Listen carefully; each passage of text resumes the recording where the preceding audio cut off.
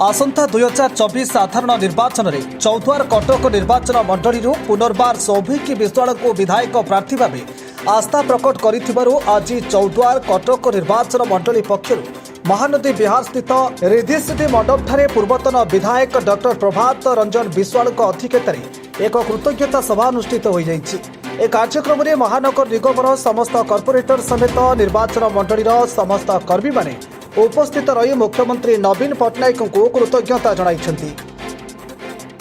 माननीय मुख्यमंत्री श्री नवीन पट्टनायक को जेते कृतज्ञता जणाइले कम हम। आपण माने अनुभव करते आज बिजु जनता दल चौद्वार कटक पक्षर बिजु महिला जनता दल चौद्वार कटक बिजु युव जनता दल चौद्वार कटक बिजु छात्र जनता दल चौद्वार कटक पक्षर आज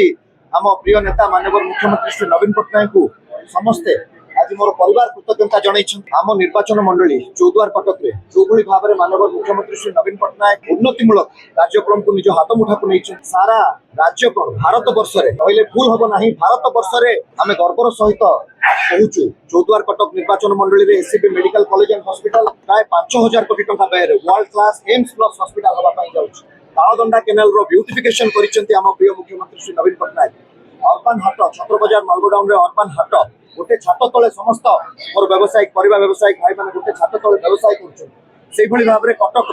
रिंग रोड एक्सपांशन होगा जाऊँगी नेताजी सुभाष चंद्र बोस बस टर्मिनाल इंटरनेशनल स्टैंडर्ड बस टर्मिनाल करा रिपोर्ट विप्लवी परिक्रमा।